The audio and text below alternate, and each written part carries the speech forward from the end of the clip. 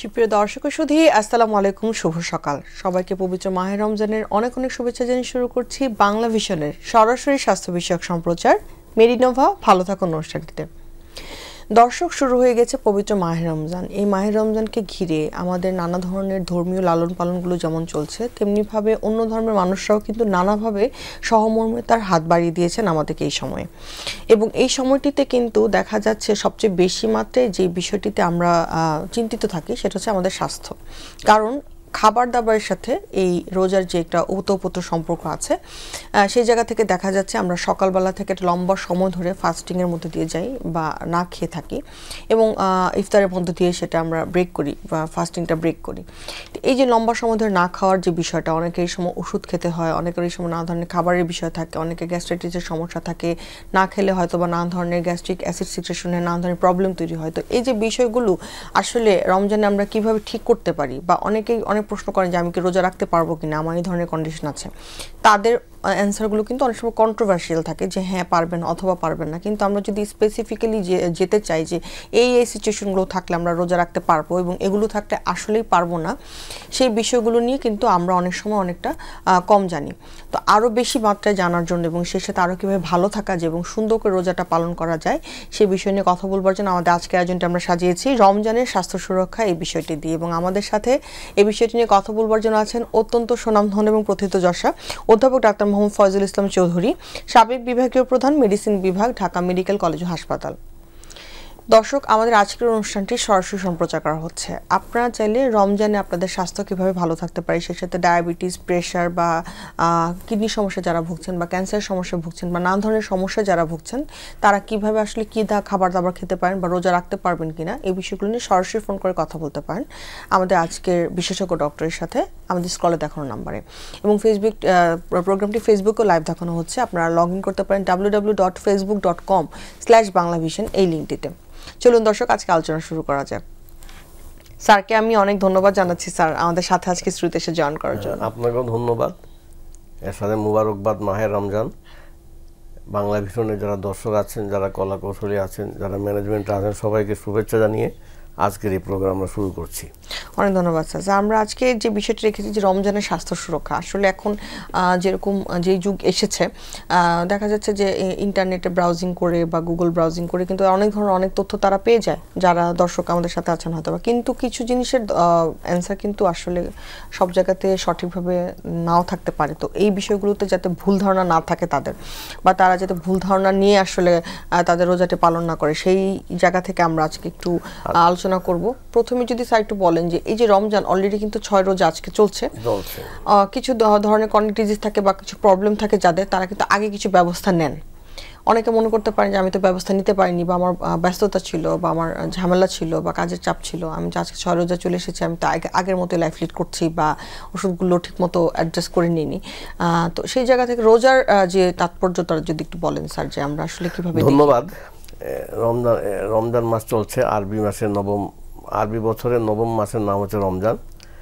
আমরা ভাবছি আলোচনাটাকে আমরা তিনটা ভাগে নিয়ে আমরা আলোচনা করব। কিছু প্রাথমিক কথা, এই রোজার মাসের দৈনন্দিন কার্যক্রম এবং রমজানের স্বাস্থ্য সুরক্ষা, নানা ধরনের রোগ ব্যাধি। রোজার মাস পালন করা অতি সহজ, এটা একটা মনের ব্যাপার। তাহলে কিছু কথা বলে নিই। রমজান শব্দটি একটা মাসের নাম। এই রমজান শব্দটি এসছে তার গোড়ার ধাতু হচ্ছে রমজ থেকে। রমজ শব্দের অর্থ হচ্ছে জ্বালিয়ে দেয়া, অর্থাৎ মানুষের প্রবৃত্তি, খারাপ প্রবৃত্তিগুলোকে জ্বালিয়ে দিয়ে মনটাকে পবিত্র করা। আর রোজা শব্দটি আছে ফার্সি শব্দ, তার আরবি ভাষায় হচ্ছে সিয়াম। কিন্তু আমরা ফার্সি শব্দটা আমাদের বাংলাতে পরিণত হয়ে গেছে রোজা আমরা বলতে, আমরা এইটাই বুঝি। আর আরবিতে বলে সিয়াম সাধনার মাস, সাধনা বাংলা, সিয়াম হচ্ছে আরবি। সিয়ামের বহুবচন হচ্ছে সোম। এই শব্দগুলোর সাথে আমরা পরিচিত।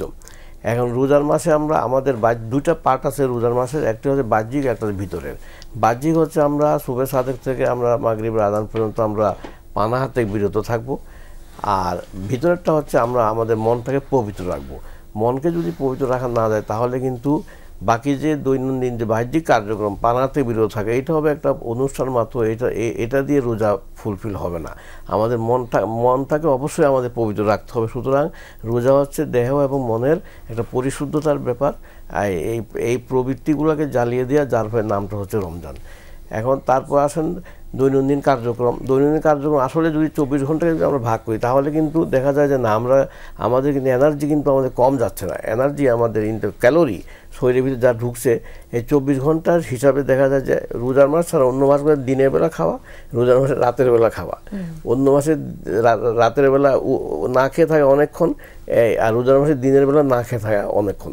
আদারওয়াইজ কিন্তু ক্যালোরি ইনটেক কিন্তু তেমন কোনো পরিবর্তন হচ্ছে না। এটা দৈনন্দিন কার্যক্রমগুলো হয়তো আমরা পরে বলবো। তারপর স্বাস্থ্য সুরক্ষা।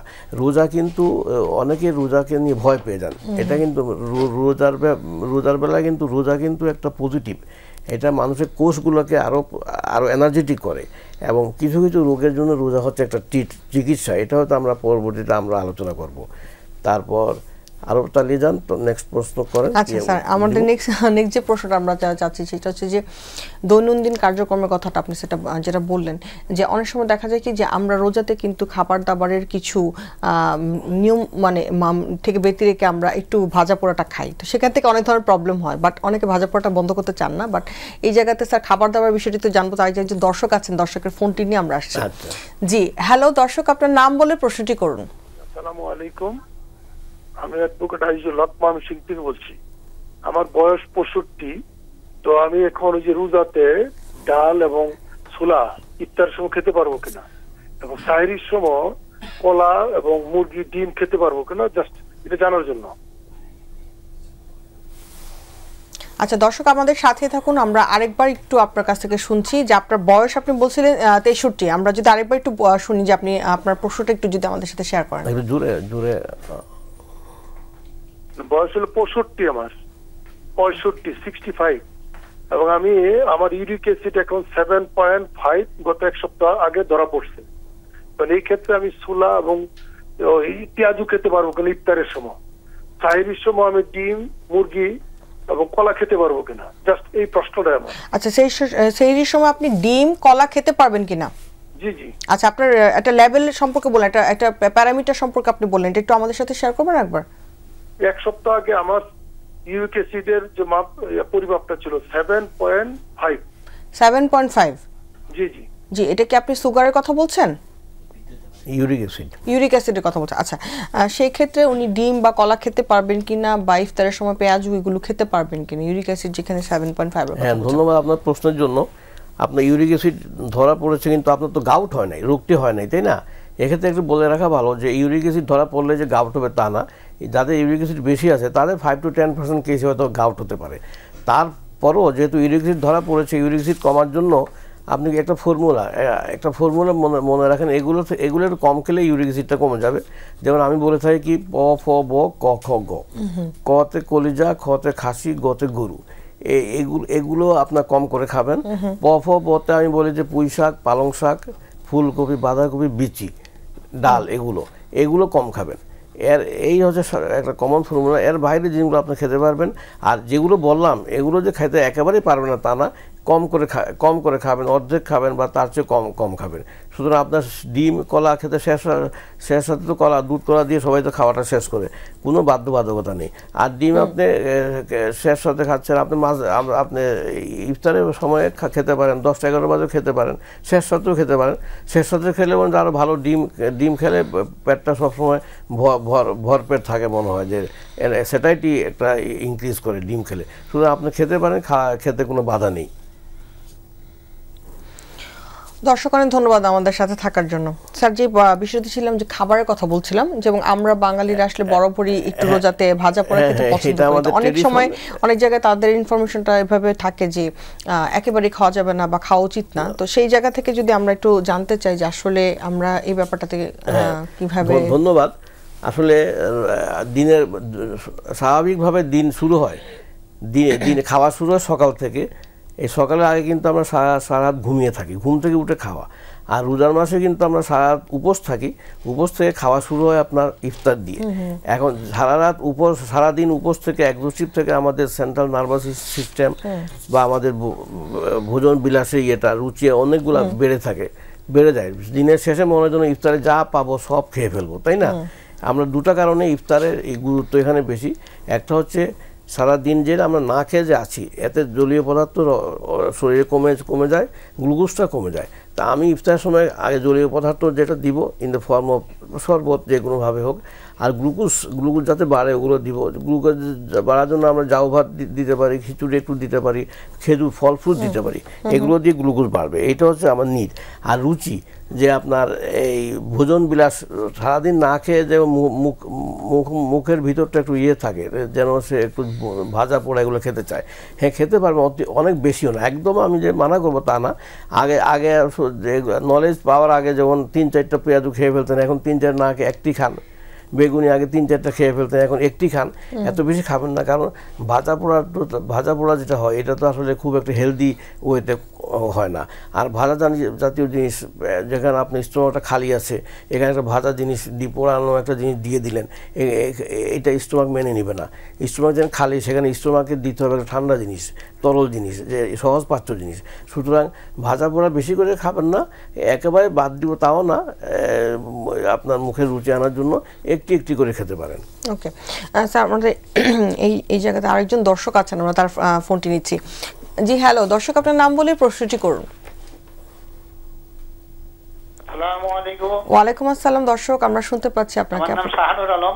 জি আমরা শুনতে পাচ্ছি, আপনার প্রশ্নটি করুন। আমার কিডনির সমস্যা, একটা কিডনি নাই, ডান পাশেরটা, বাম পাশের 80% আছে। আমার এই যে ডিম কলা টলা, এগুলি রোজা থেকে ডিম কলা টলা খাওয়া যাবে না যাবে? ধন্যবাদ আপনার প্রশ্নের জন্য। আপনার একটি কিডনি নেই, আসলে কিডনি কিন্তু একটি থাকলে এনাফ। আর কিন্তু কাজ দুটো কিডনি করে, কিন্তু একটি যদি না থাকে আরেকটা দিয়ে একেবারে সুন্দর লাইফ লিড করা যায়। আপনার কিডনির সমস্যা মানে এখানে নির্ভর করে আপনার সিরাম ক্রিয়েটিন কতটুকু আছে, ক্রিয়েটিনিন ক্লিয়ারেন্স রেট, এগুলো নিশ্চয়ই আপনি পরীক্ষা করেছেন। এগুলো যদি আপনার স্বাভাবিক থেকে থাকে তাহলে আপনার তো স্বাভাবিকই আছেন, এক্ষেত্রে আপনার পালন এগুলো তো দরকার নেই। কম খাওয়া তো এটা আজকালকার মানুষের হিউম্যান বডি যতটুকু চায় অতটুকু খেলেই হবে। আমরা কিন্তু খাওয়ার অভ্যাস আমাদের বেশি, আমরা বেশি খেয়ে ফেলি। বেশি খাওয়ার দরকার নেই, আপনার বডি যতটুকু চায়, বডি চায় কিন্তু একেবারে ক্যালোরি হিসাবে কম খাওয়া চায়। সুতরাং কম করে খাবেন, সব কিছু খেতে পারবেন। যদি আপনার সিরাম ক্রিয়েটিনটা যদি আপনার নর্মাল থাকে, আপনার ক্রিয়েটিন ক্লিয়ারেন্স রেটটা যদি আপনার নর্মাল রেঞ্জের ভিতরে থাকে, তাহলে সে খেতে পারবেন, তাহলে তো আপনি খেতে পারবেন। কিন্তু বেশি করে কেন খাবেন? স্বাভাবিক স্বাস্থ্যসম্মত খাওয়াটাই হচ্ছে যে পেটের 3 ভাগের 1 ভাগের বেশি খেতে পারবেন না, একেবারে ভর পেট খেয়ে ফেলবেন, সব খেয়ে ফেলবেন, তা হবে না। সুতরাং আপনি স্বাস্থ্যসম্মতভাবে খাওয়া খান, সব কিছুই খেতে পারবেন। দর্শক ধন্যবাদ আমাদের প্রশ্নটি করার জন্য। স্যার ওই কথাটিতে ছিলাম যে দেখা যাচ্ছে যে আমরা যদি নর্মাল খাবার দাবারে আসি, তো রোজাতে ভালোভাবে যাতে আমরা রোজাটা পালন করতে পারি, সেটার জন্য খাবার দাবারের তালিকাটাতে আসলে কিরকম থাকা উচিত? হ্যাঁ, খাবার দাবার তালিকাটা হচ্ছে ইম্পর্টেন্ট। খাওয়া হচ্ছে ইফতারের খাবারটা, কারণ সারাদিন না খেয়ে আমি ইফতার করব, সেক্ষেত্রে ইফতারে আমি কি করবো সেগুলো আমি বলেছি। ইফতারে প্রথমে শরবত দিয়ে করব, জলীয় পদার্থ, শরবত, ডাবের পানি, এগুলো আর কি, খেজুর। হ্যাঁ খেজুর। তারপরে আমি এখানে কার্বোহাইড্রেট দিব, কার্বোহাইড্রেট দিব মানে জাউ ভাত, খিচুড়ি, এই ফর্মে দিব কার্বোহাইড্রেট। আর যেগুলো সহজ পাচ্য বডি নিড ফুলফিল করে, আর কিছু রুচিও আসে সেই জন্য। রুচি আর ভাজা পোড়া কিন্তু আমরা অ্যালাউ করি না, কারণ ভাজা পোড়া অ্যালাউ করলে দেখা যাবে খালি ভাজা পোড়াই খাচ্ছে, আর তখন শুধু ভাজা পোড়াই খেতে ইচ্ছা হয়। হ্যাঁ, একেবারে বাদ দিব না, আমি আগেই বলেছি একটি করে খেতে পারি, ছোলা বুটও খেতে পারি। এই হচ্ছে এই স্বাভাবিক অবস্থায় রোজার মাসে। এখানে কিন্তু দেখেন প্রোটিন বা ফ্যাট এত বেশি দিলাম না। আচ্ছা, তারপরে এইটা খেয়ে সাথে আবার মাগরিব নামাজের আগে পরে মিলে এটা খেলাম। হয়তো মাগরিব নামাজ যদি পড়তে হয় তাহলে অল্প কিছু খেয়ে নামাজ পড়ে ইফতারের বাকি অংশগুলো শেষ করে ফেললাম। এরপরে অনেক সময় আগের আমলে যেটা ছিল, অনেক সময় এরপরে দেখা যায় তারাবি নামাজ আগেই আবার ভরপেট খেয়ে যেত, এটা করবেন না। তারপরে চলে যাবেন তারাবি নামাজ, যারা পড়েন তারাবি নামাজে, আর নামাজ থেকে এসে হালকা কিছু খাবেন। এই রাতে 10টা, তখন 10:30, 11টা বেজে যায়, হালকা কিছু খাবেন, ভরপেট খাবেন না, কারণ আপনার শেষ রাতে তো খাওয়া আছেই। এরপরে এখানে এখানে হালকা তরকারি দিয়ে কিছু আপনি খেতে পারেন। তারপর শেষ রাত্রে খাওয়াটা হবে শেষ রাত্রের শেষের দিকে, এবং এটা আমাদের ধর্মীয়তে সুন্নত, আর আমাদের বৈজ্ঞানিক অবস্থায়ও এটা অ্যালাউ করে, কারণ শেষের দিকে খেলে আপনার সারা দিনের একটা সুবিধা হবে। শেষ রাত্রে খাবেন কি দিয়ে, যেগুলো খাওয়া খেলে আপনার স্যাটিসফ্যাকশন আসে, বা একটু প্রোটিন খেতে পারেন, আবার একটু সবজিও খেতে পারেন, যাতে আপনার বাওয়েল মুভমেন্টে কোনো সমস্যা না হয়। এই শেষ রাত্রে খাওয়া অনেকে পেট ভরে খাবেন না। অনেকে মনে করেন যে বেশি খেলে মানে বেশিক্ষণ থাকবে, তা না। স্টোমাকে বেশি খেলেও ওই 3-4 ঘন্টায় বেশি থাকে না। সুতরাং আপনার বেশি খেলে দেখা যাবে সকালটা আপনার খারাপ যাচ্ছে। সুতরাং ভরপেট খাবেন না, তারপরে আপনার ফজর নামাজ পড়ে ঘুমিয়ে পড়েন, তারপরে কিন্তু 1-2 ঘন্টা ঘুমোতে, এই জন্য অফিস আদালতে একটু দেরিতে শুরু করে, ঘুমিয়ে তারপর শুরু করলেন দিনের অংশ শুরু করে কাজ করলেন। এইটাই সবচেয়ে ইম্পর্টেন্ট, যে 3-4টার পরে দিনের শেষের অংশে কিন্তু বেশি এক্সস্টিভ কাজ করবেন না, কারণ ততক্ষণে না খেয়ে তো শরীরে একটু স্বাভাবিক একটু দুর্বল হয়ে যায়। এদিকে ব্লাড সুগারও স্বাভাবিক মানুষের জন্য কমে যায়, ডায়াবেটিসের জন্য তো আরও স্পেশাল। দিনের শেষে 2-1 ঘন্টা, কিন্তু আমরা কি করি, দিনের শেষে 2 ঘন্টা খুব এক্সস্টিভ কাজ করি, যে বাজারে চলে যাই, এই করি সেই করি, এগুলো না করে দিনের শেষে 2-1 ঘন্টা একটু বিশ্রামে থাকেন ইফতার আগ পর্যন্ত, তারপর ইফতার করবেন, এইভাবে শুরু হবে। অনেক ধন্যবাদ স্যার। স্যার এখানে একটা আমাদের প্রশ্ন ছিল যে রোজাতে অসুস্থতা দেখা যাচ্ছে যে অলরেডি যেহেতু রোজা চলছে, এবং এই সময়টাতে সবসময় আমরা কিছু রোগী পেয়ে থাকি যে তাদের গ্যাস্ট্রাইটিসের সমস্যা নিয়ে তারা ভুগে থাকেন, কারণ যেহেতু খাবার দাবার একটা টাইমের একটা হেরফের থাকে, এবং ভাজা পোড়া খাবারেও কিছু ব্যাপার থাকে। তো এই যে গ্যাস্ট্রাইটিসের সমস্যাটা হয়, অনেকে ওইটাকে মনে করেন বুকে ব্যথা হয়েছে খাবারের ইমিডিয়েট পরেই, তো আমরা বেশিরভাগ সময় গ্যাস্ট্রাইটিস ভেবেই কিন্তু তাকে ডিল করতে চাই, কিন্তু আসলে অনেক সময় হার্টের সমস্যা কিন্তু হয়। তো এই পার্থক্যটা আসলে কিভাবে বুঝবো, এটা যদি আমাদের পার্থক্য তার আগে একটু বলে নেই, অনেকে আবার রোজা রাখেন না বলে আমার গ্যাস্ট্রিক, আমি রোজা রাখতে পারি না। এটা আসলে একটা মানসিক সমস্যা। রোজা কিন্তু আমাদের গ্যাস্ট্রিকটা হয় কেন হয়, আমাদের গ্যাস্ট্রিকটা হয় দৈনন্দিন জীবনে আমরা যখন ওভার ডায়েট করি, বেশি ওভার ডায়েট না, আমরা ওভার ফুড নেই, তাই বেশি নেই, ইনডিসিপ্লিনারি ফুড নেই, আনহেলদি ফুড নেই। এর থেকে কিন্তু যারা গ্যাস্ট্রিকের সমস্যা বলেন, গ্যাস্ট্রিক তো না, এটা গ্যাস্ট্রিক তো একটা মিসনোমার, যে ডিসপেপসিয়া, মেডিকেল টার্মে বলে ডিসপেপসিয়া, অর্থাৎ খাওয়ার পরে আপনার বদ হজম যেটা হয়, in the form of pain হতে পারে, গ্যাস হতে পারে, বিভিন্ন কিছুতে, এটাই গ্যাস্ট্রিক। এবং এইটার জন্য চিকিৎসাই হচ্ছে কিন্তু রোজার মাসে আপনার খাওয়া দাওয়ার ডিসিপ্লিন চলে আসে, কোয়ালিটি এবং কোয়ান্টিটি চেঞ্জ হয়, সব কিছু নিয়ে স্টোমাকের জন্য এটা খুব একটা হেলদি অবস্থায় চলে থাকে। সুতরাং যাদের গ্যাস্ট্রিক আছে তারা রোজা রাখলে দেখবেন যে গ্যাস্ট্রিক তার চলে গেছে। আচ্ছা, আর রোজা রাখার পরে যদি গ্যাস্ট্রিক হয়, তাহলে বুঝতে হবে যে আপনার খাওয়া দাওয়ার সমস্যা। আপনি হয়তো ইফতারিতে এমন পুরান ঢাকার যে কত বড় বড় ইফতারি থাকে, এগুলো হয়তো খেয়ে ফেলেন, রোজার মাসে মনে হয় সব কিছু খেয়ে ফেলবো ইফতার আগে, অনেকে খেয়েও ফেলে। এই বেশি খাওয়া থেকে কিন্তু আবার গ্যাস্ট্রিকটা হচ্ছে, অর্থাৎ এত বেশি খাচ্ছেন, স্টোমাকটা ছিল আপনার একেবারে খালি, এই অবস্থায় তাকে দিলেন, এটাকে অ্যাডজাস্ট করতে হবে আস্তে আস্তে করে, তাকে এক গাদা খাবার দিয়ে দিলেন। এখন সেই স্টোমাকটাকে সংগ্রামে আন্দোলন শুরু করবে, সে তো এগুলো নিতে পারছে না। কি হবে তখন, তার মনে করেন যে পেটে ব্যথা হবে, বুকে ব্যথা হবে। সুতরাং এতে আপনি বলবেন যে গ্যাস্ট্রিকটা বেড়ে গেছে। আসলে গ্যাস্ট্রিকটা বেড়ে গেছে আপনি নিজের কারণেই, আপনি স্বাস্থ্যসম্মতভাবে খাওয়া দাওয়া করেন, ডিসিপ্লিনে রোজার মাসে যেভাবে বলা হচ্ছে সেইভাবে খাবেন, দেখবেন গ্যাস্ট্রিকটা চলে গেছে। এখন গ্যাস্ট্রিকের ব্যথা নাকি হার্টের ব্যথা, স্যার এই জায়গাটাতে এই প্রশ্নটাতে আমরা আসবো যে গ্যাস্ট্রিকের সমস্যা নাকি আসলেই হার্টের সমস্যা। তার আগে একজন দর্শক আছেন, তার ফোনটি নিচ্ছি। হ্যালো দর্শক, আপনার নাম বলে প্রশ্নটি করুন। জি দর্শক, আমরা শুনতে পাচ্ছি আপনাকে, আপনার প্রশ্নটি করুন। আমার নাম মোহাম্মদ সিদ্দিকুর রহমান পাটোয়ারি। আমি পুরান ঢাকায় থাকতেছি। যে আমি তো স্যারের ফ্যাশন আগে স্যারের যখন পপুলার ছিলেন স্যারকে আমি দেখেছি। এখন আমার প্রশ্ন হলো, আজকে সকালে আমি রোজাদার, বয়স হলো 60, ডায়াবেটিস নাই। সকাল থেকে এই পর্যন্ত আমার 4-5 বার বাথরুমে গেছি। এখন আমি রোজা ভাঙবো না, কিন্তু কিভাবে এটা কোনো চিকিৎসা কি আছে কিনা জানতে ছিল। আপনার বয়স কত বলেন? 59। Thank you. আপনি আমার পেশেন্ট যখন ছিলেন, আপনার ধন্যবাদ। হ্যাঁ, আপনার এখন লুজ মোশন হয়ে গেছে। লুজ মোশনের কারণ হয়তো বা আপনার রাতের খাওয়াটা, হয়তো শেষ সাথে এমন কিছু খেয়েছেন, লুজ মোশন হয়ে গেছে। যখন হয়ে গেছে, এখন লুজ মোশন তো এমন জিনিস, রোজা তো এটা বলে নাই যে আপনি রোজা রেখে মৃত্যুবরণ করবেন, তা এটা কিন্তু বলে নাই। আপনার যদি দেখা যায় যে আপনার ডাক্তারের কাছে যান, ব্লাড প্রেশার সব যদি ঠিক থাকে তো ভালো, ঠিক না থাকলে ঠিক না থাকলে আপনার তো তখন তো আপনার রোজা ভাঙতেই হবে। আপনার ব্লাড প্রেশার চেক করতে হবে, আপনার আপনার হয়তো শিরায় জল নিতে হবে, আপনার স্যালাইন নিতে হবে, অথবা আপনার স্যালাইন খেতে হবে, ওষুধ খেতে হবে। সুতরাং এক্ষেত্রে আপনার রোজা আপনার জন্য বাধ্যতামূলক না, এটা আমি ইসলামিক দৃষ্টিতেই বলছি। আমাদের ডাক্তারদের কিছু ইসলামিক নলেজও থাকা লাগে। এর পরবর্তীতে রোজার পরে একটি রোজা রেখে দিলেই চলবে। আপনি রোজা এটাকে চ্যালেঞ্জ হিসাবে না নিয়ে আপনি স্বাভাবিকভাবেই চিন্তা করেন। দর্শক অনেক ধন্যবাদ আমাদের প্রশ্নটি করার জন্য। আমরা আরেকজন দর্শক আছেন, আমরা আরেকটি ফোনে যাচ্ছি। জি হ্যালো দর্শক, আপনার নাম বলে প্রশ্নটি করুন। আসসালামু আলাইকুম। ওয়ালাইকুম আসসালাম। আমার নাম জহিরুল ইসলাম, বয়স 40। আমার হাই প্রেশার ছিল আগে আর কি, 140 প্রায় থাকতো, তো ইদানিং প্রেশার একটু কম আছে। তারপরে রমজানের মধ্যে একটা বিশেষ সমস্যা হচ্ছে যে শুয়ে থাকার পর যখন উঠি বসার পরে আমার মাথাটা চক্কর মারে, মানে কোন বিষয় থাকতে হয় এটা হয়। আবার শোয়ার পরও এরকম দেখায়, মানে সব ঘুরে এরকম। প্রেশার ভাইবার দেখলাম কিছুটা কম আছে, 120-25 এমনই থাকে।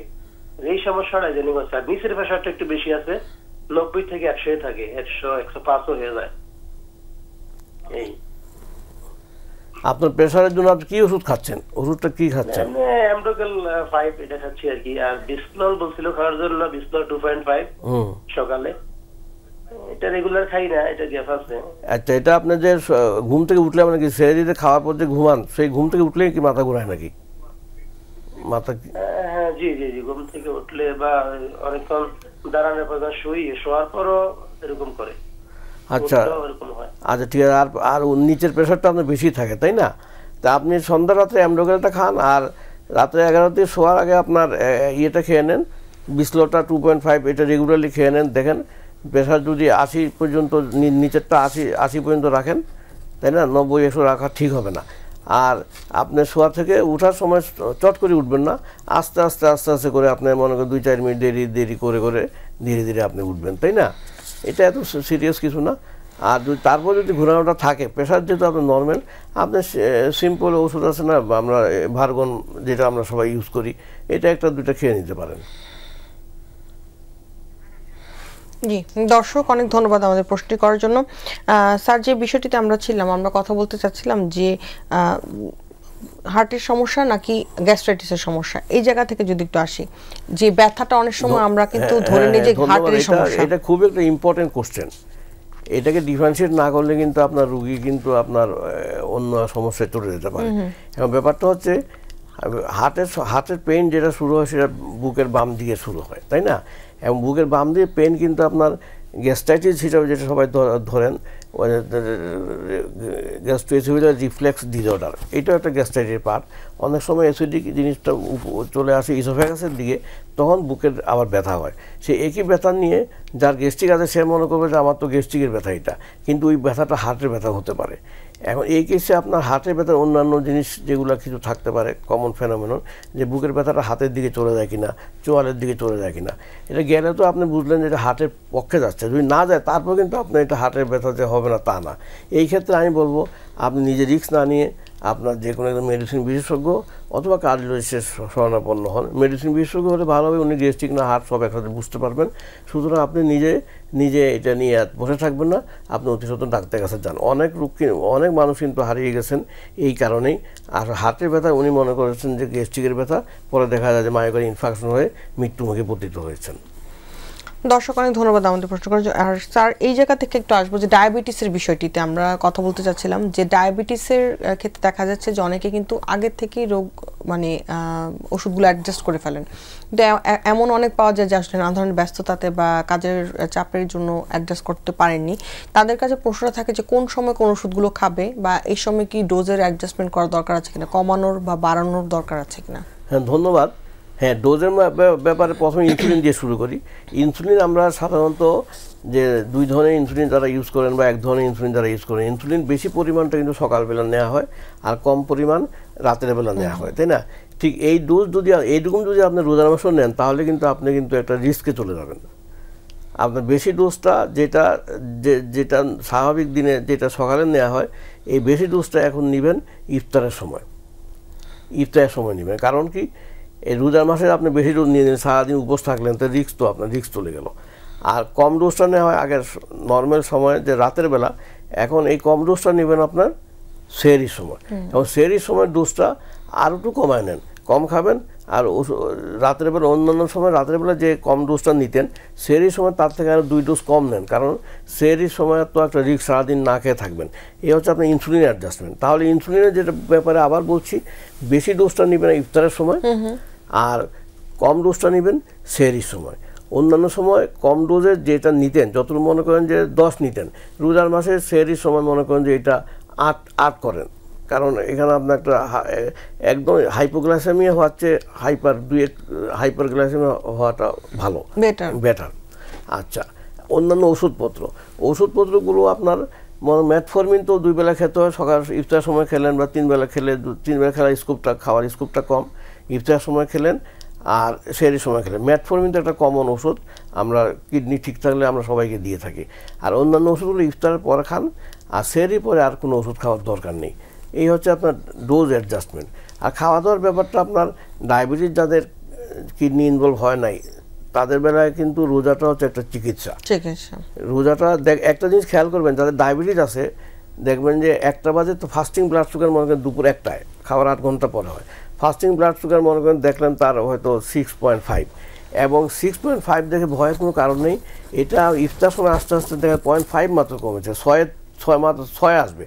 আপনি চিন্তা করেন এখন 6.5, এটা যদি আসে 3.5 হয়ে যেতে পারে, এটা কখনো হবে না।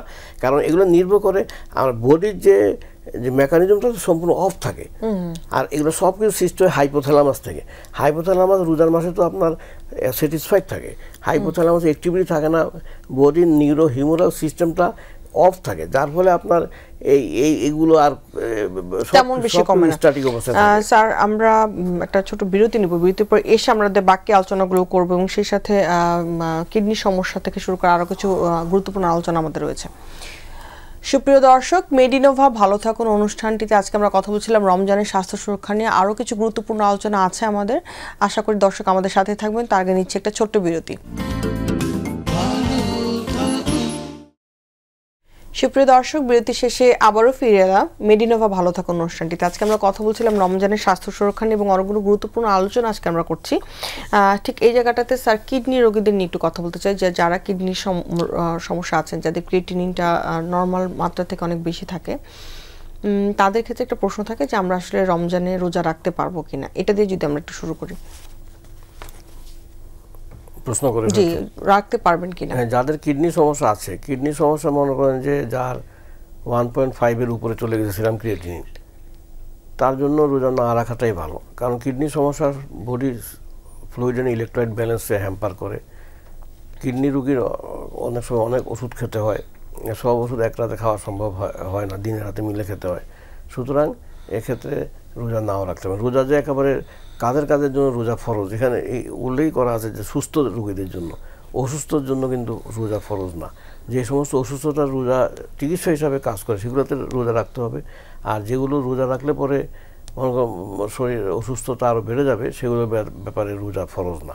সুতরাং এক্ষেত্রে যাদের সিরাম ক্রিয়েটিনিনটা বেড়ে গেছে 1.5 এর উপরে চলে গেছে, তাদের বেলায় আপনার চিন্তা করতে হবে রোজা রাখার ব্যাপারে।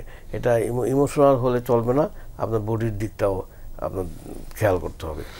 এবং অনেক সময় দেখা যায় যে স্যার ডায়ালিসিস আছে কিছু পেশেন্ট, তাদের ক্ষেত্রে দেখা যায় তারাও একটা প্রশ্ন করেন। হ্যাঁ, ডায়ালিসিস করলে তো আরো সম্ভব না রোজা রাখা। এবং যদি ক্রিয়েটিন লেভেলটা ঠিক থাকে কিন্তু তারপরেও কিডনির কিছু সমস্যা থেকে থাকে, সেক্ষেত্রে কি আমরা অনেক সময় প্রশ্ন করে যে ভাজা খাবারগুলো খেতে পারবে কিনা, বা ডাল জাতীয় খাবারগুলো খেতে পারবে কিনা।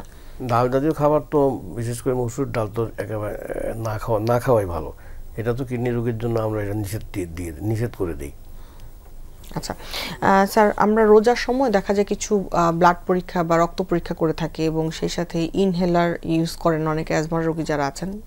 এই ধরনের রোগীদের প্রশ্ন থাকে যে আমরা যেহেতু অনেক সময় ডায়াবেটিস যারা পরীক্ষা করেন তাদের প্রশ্ন থাকে যে বারবার করতে চান না, তাদের মনের মধ্যে একটা থাকে যে এটা মনে হয় করাটা ঠিক না বা মাকরু হয়। তো এই জায়গা থেকে যার জন্য একটু বলেন যে আসলে এটা কতটুকু সঠিক।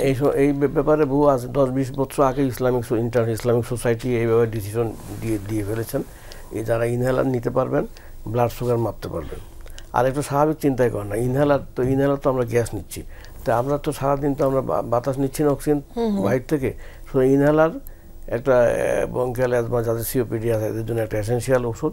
এবং ইনহেল এটা এনার্জি নিচ্ছি না, তো ইনহেল করছি আমরা in the form of the gas, সুতরাং এটা নিতে কোনো বাধা নেই। অনেক ধন্যবাদ স্যার। আর ব্লাড পরীক্ষার কথাটা স্যার জিজ্ঞেস করেছিলাম যে পরীক্ষা নিরীক্ষাগুলো করতে পারবে? হ্যাঁ, করতে পারবে। আচ্ছা, গ্যাস্ট্রাইটিসের সমস্যাতে যদি এই কথাটাতে আসে যে রোজাতেই দেখা যায় অনেকের গ্যাস্ট্রাইটিসের সমস্যা, অন্যান্য সব সমস্যা ছিল না, রোজাতে হঠাৎ করে যদি হয়, হঠাৎ করে ইফতারের পরপরই তার পেটে অনেক ফুলে গিয়েছে বা গ্যাসের চাপ দিয়েছে, তো সেক্ষেত্রে হয়তো বা হসপিটালে সে যেতে পারে। কিন্তু যদি এমনিতেই প্রবলেমটা হয় সেক্ষেত্রে কি ধরনের প্রিভেন্টিভ মেজার নেবে বা কি ধরনের প্রতিরোধমূলক ব্যবস্থা নেবে? প্রিভেন্টিভ মেজার তো নিবে যেগুলো, যে ইরিটেটিভ যেগুলো খাদ্য আর এগুলো সে নিবে না, যেমন ঝাল ভাজা পোড়া এগুলো নিবে না, সব ডায়েটগুলো নিবে যেগুলো সহজ পাচ্য, নন ইরিটেটিভ। তারপরে থেকে থাকে তা সে ওষুধ খাবে, অন্যান্য সময় যে ওষুধগুলো খেত সেই ওষুধগুলো খাবে, সে অ্যান্টিগ্যাস্ট্রাইটিক ওষুধগুলো খাবে। ওকে, আচ্ছা স্যারের সাথে যেটা কথা ছিল যে অনেক সময় ক্যান্সারে আক্রান্ত যারা থাকেন বা এই ডিজিজটাতে যারা থাকেন তাদের জন্য কিন্তু অনেক সময় এইটা থাকে যে মৃত্যু ঝুঁকি থাকে, ব্যাপার থাকে, কিন্তু তারা রোজাটা অনেক সময় রাখতে চান। তো এই ধরনের রোগীদের ক্ষেত্রে স্যারের কি কোনো পরামর্শ আছে কিনা? এই ধরনের রোগীদের ক্ষেত্রে আমাদের ডাক্তার হিসেবে পরামর্শ হচ্ছে, ক্যান্সার তো আসলে বিভিন্ন ফর্মে সারা দেহকে ইনভলভ করে। ক্যান্সারে অনেক যে টক্সিন বের হয়, এটা সারা দেহকে ইনভলভ করে, পেশেন্ট দুর্বল হয়ে যায়, তাই না? পেশেন্টের যে ভাইটাল সিস্টেমগুলো নড়বড়ে হয়ে যায়, সুতরাং ওদের বেলায় রোজা রাখাটা বাধ্যবাধকতা নেই, রোজা রাখা। ওকে, আর মেডিসিনের কথাগুলো আমরা একটু জানতে চাচ্ছিলাম যে মেডিসিনের টাইম টেবিলগুলো, অনেক সময় অনেকে সকালে কিছু মেডিসিন খেতে হয়, অনেকে দুপুরে কিছু মেডিসিন খান, অনেকে রাতে খান, এই মেডিসিনগুলো আসলে রোজাতে কিভাবে তারা রেগুলেট করবেন? জাস্ট এটা স্লাইড হয়ে যাবে আর কি, মানে আমরা দিনের খাওয়া শুরু হয়, রোজার মাস ছাড়া খাওয়া শুরু হয় সকাল থেকে, রোজার মাসে খাওয়া শুরু হয় ইফতার থেকে। সুতরাং সকালের ওষুধগুলো যিনি অন্যান্য সময় সকালে খেতেন, ওই ওষুধগুলো খাবেন ইফতারের সময়। আর ডাক্তাররা তো আজকাল দুপুরে ওষুধ খুব একটা লিখেন না, লিখার স্কোপও দেখি না, ওষুধগুলো ওইভাবেই করা, 2 বার বা 1 বার। দুপুরে যাদের দুপুরের ওষুধ আছে এটা খাবেন রাতে 10টা থেকে 11টার ভিতরে, মাঝরাতে যে খাবারটা। আর যারা অন্যান্য সময় রাতে যে ওষুধটা খেতেন ওই ওষুধটা খাবেন সেহরির সময়। বাস এটা স্লাইড হয়ে চেঞ্জ হয়ে গেল আর কি, সকালের ওষুধ ইফতারের সময়, দুপুরের ওষুধ রাত 11টায়, এবং রাতের ওষুধটা খাবেন সেহরির সময়। ডাক্তাররা তো এটা একটা চেম্বারে একটা সিলি বানায় ফেলেন, তাই না? এই সিলিটা মেরে দেন। অনেক ধন্যবাদ স্যার। ডিহাইড্রেশনে যে এই সময়টাতে যেহেতু একটু গরমের সিজন আছে এবং ডিহাইড্রেশনের কারণে দেখা যায় কি রমজানে আমরা রোজা ভেঙেই অনেক ধরনের ফ্রুট জুস এবং নানান ধরনের লেবু শরবত থেকে শুরু করে অনেক কিছু খাই, তো এটা আসলে কতটুকু সঠিক? কারণ অনেক সময় অনেকে চিনি দিয়ে খান, অনেকে লবণ দিয়ে খান, তো এই ব্যাপারটিতে আসলে একটু স্যার জানতে চাচ্ছি যে প্রথম কথা হচ্ছে জুসটা বাইরে থেকে না খেয়ে নিজের বাসায় বানাবেন, এক নম্বর কথা। এইবার যে রোজাটা এত গরমও না ঠান্ডাও না, নাতিশীতোষ্ণ অবস্থায় চলছে। তারপর এখন জুসের ভিতরে আপনি কি দিবেন না দিবেন সেটা, আপনার যদি ব্লাড প্রেশার থেকে থাকে তাহলে লবণটা একটু কম দিবেন, আপনার ডায়াবেটিস থেকে থাকে তাহলে চিনি দিবেন না, চিনি না দিয়ে করবেন। চিনির পরিবর্তে হয়তো রোজার মাসে একেবারে চিনি ছাড়া কীভাবে করা, চিনির পরিবর্তে যেটা পাওয়া যায় ওটা হয়তো দিতে পারেন এইভাবে। আর যাদের এগুলো কিছু নাই তারা তো চিনি, গুড়, লবণ সবই দিতে পারেন জুসে।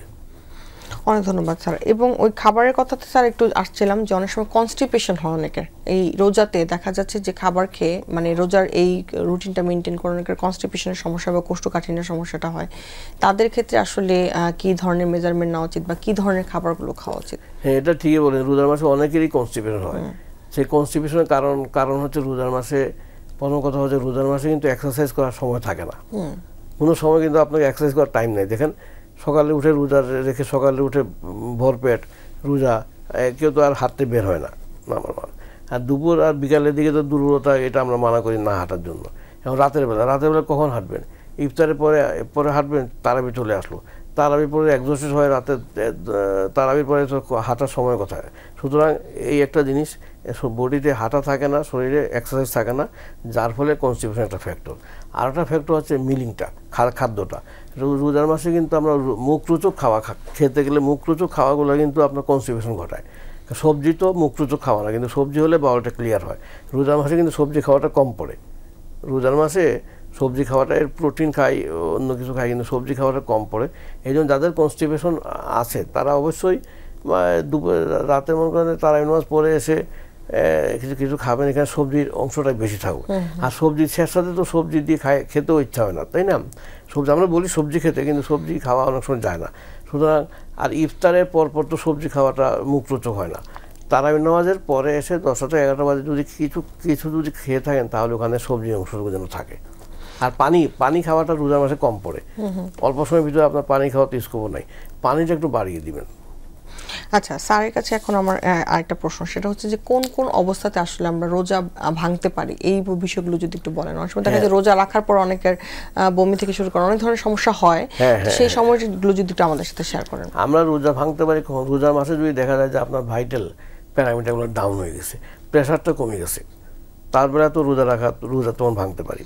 হাইপোগ্লাইসেমিয়া 1, 2 নম্বর হচ্ছে রোজার সময় শেষের দিকে দেখলেন যে দিনের শেষের দিকে দেখলেন যে ব্লাড সুগার ম্যাপে দেখলেন যে 3-2 হয়ে গেছে, আপনার রোজা তো আর রাখতে পারবেন, রোজা ভাঙতে পারেন।